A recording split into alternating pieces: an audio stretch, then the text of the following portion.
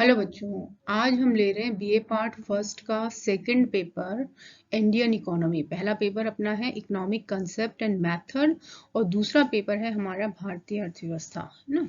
तो आज हम इस सेकंड पेपर का स्टार्ट कर रहे हैं। तो आज इसका ये पहला वीडियो है।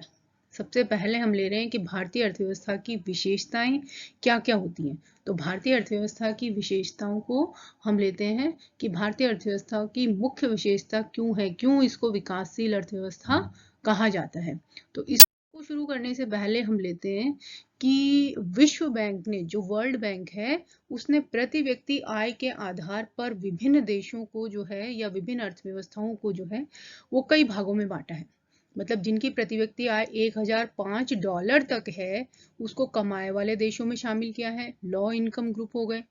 जिन देशों की आय $1006 से $3955 तक है, मतलब ये प्रति व्यक्ति आय है कि पर कैपिटा इनकम यदि इतनी है तो वो देश जो है नीची मध्यम आय वाले देश हैं, लोअर मिडिल इनकम ग्रुप में आ जाएंगे। उसके बाद यदि 3,956 से $12,235 तक किसी देश की प्रति व्यक्ति आय है तो वो देश जो है वो ऊपरी मध्यम आय वाले देश या अपर मिडिल इनकम ग्रुप में आ जाएगा। और यदि किसी देश में प्रति व्यक्ति आय $12,235 से भी ज्यादा है तो वो देश जो है वो हायर इनकम ग्रुप में आ जाएगा, अपर इनकम ग्रुप या हायर इनकम ग्रुप में आ जाएगा। तो इस तरह से वर्ल्ड बैंक ने प्रति व्यक्ति आय के आधार पर विभिन्न जो अर्थव्यवस्था है या विभिन्न देशों को इन 4 श्रेणियों में बांटा है। 2016 का ये डेटा है। तो इसमें उन्होंने इस आधार पर बांटा है कि यदि $1005 तक किसी देश की प्रति व्यक्ति आय है तो कमाए वाले देश में लोअर इनकम ग्रुप में आएगा। उसके बाद यदि $1006 से $3,955 तक किसी की आय है तो वो लोअर मिडिल इनकम ग्रुप में आ जाएगा। 3,956 से $12,235 तक है तो अपर मिडिल इनकम ग्रुप में आएगा। और $12,235 से यदि ज़्यादा किसी की आय है तो वो देश जो है वो अपर मिडिल इनकम ग्रुप में आएगा। तो ऐसी स्थिति में ये 4 तरह की हमारी अर्थव्यवस्थाएं हो गई। अब हम देखते हैं कि भारत की क्या क्या विशेषताएं हैं। उसी आधार पर हम उनको विकासशील, अल्प विकसित, विकासशील और विकसित इन श्रेणियों में भी बांटते हैं। तो भारत जो है अल्प विकसित से विकसित विकासशील देशों की श्रेणी में शामिल हो गया है, परंतु अभी विकसित देशों की श्रेणी में नहीं आया है। तो इसके क्या विशेषताएं हैं ऐसी जो इसको विकासशील देशों की श्रेणी में ही रोकती हैं। तो सबसे पहले हम इसमें लेंगे कि विशेषताएं, कुछ बहुत सारी विशेषताएं हैं लेकिन हम कुछ मूलभूत विशेषताओं को लेंगे जो ये सिद्ध करती है कि भारतीय अर्थव्यवस्था जो है एक विकासशील अर्थव्यवस्था है। तो इसमें सबसे पहला है निम्न प्रति व्यक्ति आय, कि प्रति व्यक्ति आय जो है वो कम है भारत में। धन आय के वितरण में असमानता, इनइक्वालिटी जो है इनकम और वेल्थ में बहुत ज्यादा है। यहाँ पर कृषि की प्रधानता है। कृषि की प्रधानता होने के बावजूद जो कृषिगत उत्पादन है उसका स्तर जो है वो निम्न है। जनसंख्या जो है अत्यधिक है, मतलब ओवर पॉपुलेटेड है कंट्री। और यहाँ पर अत्यधिक दरिद्रता, एक्सट्रीम पॉवर्टी है, मतलब एक तरफ लोग बहुत ज्यादा गरीब हैं। पूंजी का अभाव पाया जाता है। और यहाँ पर औद्योगिकरण का भी अभाव है क्योंकि जितने भी विकसित देश हैं वहां पर औद्योगिकरण बहुत तेजी से हुआ है। यहाँ पर जो सोसाइटी है वो भी बैकवर्ड है। बैकवर्ड सोसाइटी का मतलब कि हम पुराने अपने अंधविश्वासों को अब तक मानते हैं और गरीबी का दुष्चक्र यहाँ पर पाया जाता है। तो इन सारी विशेषताओं को हम डिटेल में लेंगे हम कि किस तरह से ये जो विशेषताएं हैं या इसके जो ये तत्व हैं वो किस तरह से भारतीय अर्थव्यवस्था को एक विकासशील अर्थव्यवस्था की श्रेणी में रखते हैं। तो सबसे पहले हम लेते हैं कि निम्न प्रति व्यक्ति आय है। भारत जो है उसमें भारत जो है वहाँ के लोगों की जो प्रति व्यक्ति आय का मतलब कि यदि राष्ट्रीय आय में हम कुल जनसंख्या का भाग लगाते हैं तो आ जाती है प्रति व्यक्ति आय। तो भारत में जो है प्रति व्यक्ति आय का स्तर बहुत नीचा है। 2014 में भारत में प्रति व्यक्ति आय $1,570 थी, जो कि विकसित देशों की तुलना में, जो भी हमने लिया ना कि विकसित किस तरह से हम इनको कैटेगराइज करते हैं, उसकी तुलना में बहुत कम है। तो इसलिए भारत को क्या है, विकासशील देशों की श्रेणी में शामिल किया जाता है क्योंकि विकसित देशों में प्रति व्यक्ति आय जो है भारत की तुलना में बहुत ज्यादा है। उसके बाद हम देते हैं कि जो देश जितना ज़्यादा विकसित होता है वहाँ पर धन और आय के वितरण की असमानता उतनी ही कम होती है। मतलब वहाँ पर सोसाइटी जो होती है इग्लिटेरियन या समानता मूलक होती है। वहाँ पर समाज जो है समान होता है। आय और धन के वितरण में असमानता वहाँ पर बहुत कम होती है। लेकिन भारत जैसे जो देश हैं जहाँ पर आय और धन के वितरण की भारी असमानता है, मतलब एक तरफ यहाँ पर गरीब बहुत गरीब हैं और अमीर बहुत ज्यादा अमीर हैं।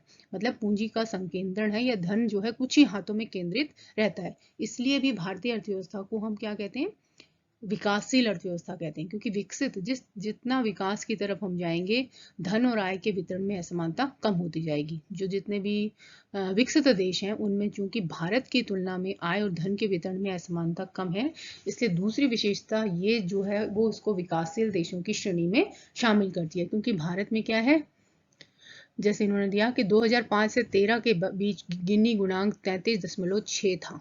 गिनी गुणांक जो है आय और धन के वितरण की असमानता को बताता है।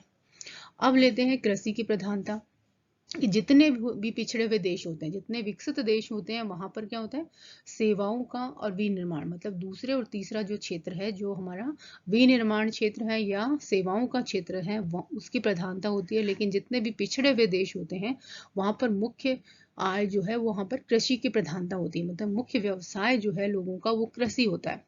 क्योंकि भारत में भी जनसंख्या का एक बहुत बड़ा भाग कृषि कार्य में संलग्न रहता है, इसलिए और राष्ट्रीय आय का भी वर्तमान समय में ये ट्रेंड चेंज हो गया, लेकिन स्वतंत्रता के समय और बहुत समय बाद तक भारत में क्या है, राष्ट्रीय आय का एक बहुत बड़ा हिस्सा जो है कृषि से प्राप्त होता था। अब वर्तमान समय में ये बदल रहा है, अब सेवाओं का महत्व इसमें बढ़ता जा रहा है। क्योंकि भारत में अब भी, लेकिन फिर भी भारत में जो जनसंख्या है वो काफी जनसंख्या जो है वो कृषि कार्य में संलग्न है। मतलब अन्य क्षेत्रों की तुलना में कृषि कार्य में ज्यादा जनसंख्या संलग्न है, इसलिए इसको ये एक इसकी विशेषता है जो इसको विकासशील देशों की श्रेणी में शामिल करती है। अगला हम लेते हैं कि चूंकि कृषि क्षेत्र की तो प्रधानता है, लेकिन फिर भी कृषिगत उत्पादन जो है उसका निम्न स्तर है। मतलब जितना विकसित देशों में उत्पादकता है कृषि पदार्थों की, उतनी भारत में नहीं है। भारत में जो है कृषिगत उत्पादकता जो है वो बहुत विकसित देशों की तुलना में बहुत कम है, जिसके पीछे अनेक कारण माने जाते हैं। कि जो हमारी तकनीक है वो निम्न स्तर की है, जो खेत जो है वो छोटे छोटे टुकड़ों में बटे हुए हैं, जिसके कारण से वहां पर हम आधुनिक तकनीक को काम में लेने में असमर्थ हैं। इसके साथ साथ कृषि साख, क्योंकि किसान जो है, भारतीय किसान बहुत, उसकी आर्थिक स्थिति बहुत खराब होती है, लेकिन फिर भी तो उसे कृषि साख की आवश्यकता होती है। लेकिन भारत में कृषि साख की अभी भी पर्याप्त सुविधा उपलब्ध नहीं है। शिक्षित कृषकों की कमी है भारत में, शिक्षा की वैसे ही कमी है, लेकिन ग्रामीण क्षेत्रों में ये और बुरी स्थिति में है।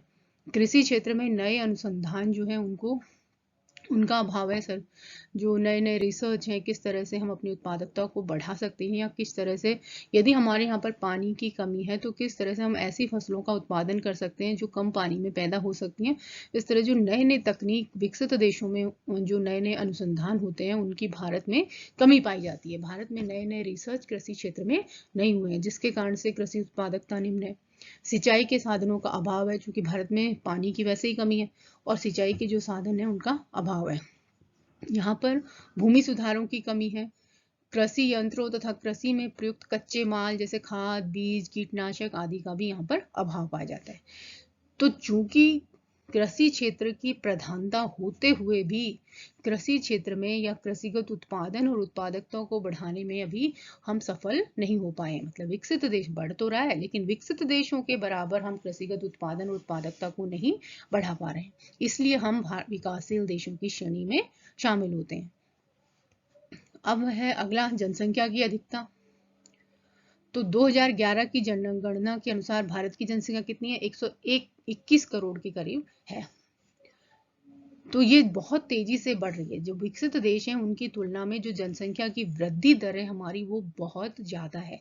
क्योंकि जनसंख्या जैसे जैसे बढ़ती जाती है वैसे वैसे हमारी यहाँ पर क्या है, संसाधनों की ज़्यादा आवश्यकता होती है और संसाधनों की ज़्यादा आवश्यकता है, उनकी पूर्ति हम नहीं कर पाते हैं। जिस हिसाब से जनसंख्या बढ़ती है उस हिसाब से संसाधनों की पूर्ति नहीं हो पाती है, इसलिए अधिकांश जनसंख्या जो है वो बेरोजगार रहती है। बेरोजगार रहने के कारण उनकी जीवन स्तर नीचा रहता है और जीवन स्तर नीचा रहने के कारण हम विकासशील देशों की श्रेणी में शामिल होते हैं। अत्यधिक दरिद्रता, भारत जैसे जो विकासशील देश हैं उनमें गरीबी बहुत ज़्यादा होती है। जितनी ज़्यादा विकास की तरफ हम जाते हैं गरीबी का स्तर कम होता जाता है, लेकिन जितने भी विकासशील और अल्प विकसित देश होते हैं वहां पर गरीबी बहुत ज़्यादा होती है, एक्सट्रीम में होती है। जैसे हमने देखा ना कि आय और धन के वितरण की असमानता जो है यहाँ पर एक्सट्रीम में है। एक तरफ बहुत अमीर लोग हैं, मतलब धन जो है कुछ ही हाथों में केंद्रित होता है, और बहुसंख्य जो जनसंख्या है वो गरीबी के स्तर पे रहती है। तो चूंकि यहाँ पर बहुत ज्यादा गरीबी है तो 2011 में भारत में निर्धनता का अनुपात तेंदुलकर समिति के अनुसार 21.9% था और 2004-05 में 37.2% था। चूंकि ये कम हो गया है लेकिन फिर भी विकसित देशों की तुलना में ये जो अनुपात है ये बहुत ज्यादा है। इसके साथ ही जो विकासशील या अल्प विकसित देश जो होते हैं वहां पर पूंजी का अभाव होता है। पूंजी का अभाव क्यों होता है? पूंजी का अभाव इसलिए होता है क्योंकि यहाँ पर प्रति व्यक्ति आय जो है वो बहुत कम होती है। जब प्रति व्यक्ति आय कम है तो बचत कम है, बचत कम होगी तो पूंजी अपने आप कम हो जाएगी, और यदि पूंजी की कमी है तो अर्थव्यवस्था जो है विकास नहीं कर सकती, क्योंकि विकास करने के लिए हमको निवेश करना पड़ेगा, नए नए उद्योग धंधे स्थापित करने पड़ेंगे, नई सेवाओं का विस्तार करना होगा, जिसके लिए पूंजी की जरूरत पड़ती है। लेकिन भारत में चूंकि पूंजी प्रति व्यक्ति आय कम है, प्रति व्यक्ति आय कम होने के कारण बचत कम है, और बचत कम होने के कारण इसलिए पूंजी यहाँ पर कम पाई जाती है। पूंजी कम होने के कारण भारतीय अर्थव्यवस्था जो है वो विकासशील देशों की श्रेणी में सम्मिलित होती है। अगला है औद्योगिकरण का अभाव। क्योंकि यहाँ पर हमने लिया कि पूंजी ही कम है, तो पूंजी कम है तो ऐसी स्थिति में नए उद्योगों का विकास नहीं हो सकता है। औद्योगिक जो आधारभूत ढांचा है वो भी पर्याप्त मात्रा में विकसित नहीं हो पाता है, जिसके कारण से एक तरफ सरकार निवेश नहीं कर पाती है, दूसरी तरफ निजी निवेशक भी निवेश नहीं कर पाते हैं, क्योंकि वहां पर प्रति व्यक्ति का आय कम है और उद्योगों के विकास के लिए जो आधारभूत ढांचा चाहिए उसका भी पर्याप्त मात्रा में विकास नहीं हो पाया है। तो इन सब कारणों से देश में पर्याप्त मात्रा में औद्योगिकरण नहीं हो पाता है, और चूंकि औद्योगिकरण जितना ज्यादा होता है देश उतना ही विकसित माना जाता है। तो चूंकि भारत में औद्योगिकरण का अभाव है इसलिए वो विकासशील देशों की श्रेणी में सम्मिलित होता है। अगला है कि भारत जो है यहाँ की सोसाइटी जो है, समाज जो है वो पिछड़ा हुआ है। पिछड़ा हुआ समाज का मतलब जो समाज पुरानी रूढ़िवादी धर्म रीति रिवाज आदि को मानता है, ऐसी प्रथाओं को मानता है जो विकास में बाधक होती हैं, जो अर्थव्यवस्था के विकास में बाधक हैं। जैसे एक स्थान से दूसरे स्थान पर नहीं जाना, तो पलायन नहीं करते हैं, इस कारण से अपने धर्म रीति रिवाज को छोड़कर व्यक्ति दूसरे स्थान पर नहीं जाता, इसलिए श्रम और पूंजी दोनों जो है गतिशील नहीं है। जितना विकसित समाज होता है वहां पर पूंजी और श्रम की गतिशीलता बहुत ज्यादा होती है, क्योंकि भारत में व्यक्ति जो है अपनी जाति से बंधा हुआ है, संयुक्त परिवार प्रणाली से बंधा हुआ है, धर्म, उसके रीति रिवाज आदि इन सब चीजों से बंधा हुआ होने के कारण वो यदि उसे रोजगार के या विकास के अवसर कहीं मिलते भी हैं तो वो अपनी जगह को छोड़कर नहीं जाता है, जिसके कारण से अर्थव्यवस्था जो है विकास नहीं कर पाती है। इसके साथ ही यहाँ पर गरीबी का दुष्चक्र है। गरीबी का दुष्चक्र मतलब विशियस सर्कल ऑफ पॉवर्टी का मतलब है कि ऐसी गरीबी जो कभी समाप्त नहीं होती है, जो उसका चक्र हमेशा चलता रहता है। क्यों खत्म नहीं होती है? क्योंकि जो अल्प विकसित और विकासशील जो देश हैं उनमें प्रति व्यक्ति आय जो होती है कम होती है, मतलब वहां पर कैपिटा इनकम कम होने के कारण बचत कम होती है, बचत कम होने के कारण निवेश कम होता है, निवेश कम होगा तो लोगों को रोजगार नहीं मिलता, और रोजगार नहीं मिलने के कारण उनके आय कम हो जाती है, आय कम होने के कारण उनके उपभोग में कमी आती है, उपभोग में जब कमी आती है तो उत्पादन कम होता है, और उत्पादन कम होता है तो वापस से मतलब उत्पादकों को जब उत्पादन कम, क्योंकि उपभोग कम है इसलिए कीमतें कम है, कीमत कम है तो उत्पादक को कोई लाभ नहीं हो रहा है, इसलिए वो ज्यादा उत्पादन करने के लिए प्रोत्साहित नहीं होता है। तो इस तरह से ये चक्र चलता रहता है। इस तरह उत्पादन कम होगा तो फिर से निवेश कम होगा, निवेश कम होगा तो लोगों को रोजगार कम मिलेगा, और इस तरह से ये विशियस सर्कल ऑफ पॉवर्टी हमेशा चलती रहती है। तो ये कुछ मुख्य विशेषताएं हैं जो भारतीय अर्थव्यवस्था को एक विकासशील अर्थव्यवस्था की श्रेणी में शामिल करती हैं। तो ये हुआ हमारा भारतीय अर्थव्यवस्था की आधारभूत विशेषताएं, जिसमें से हमने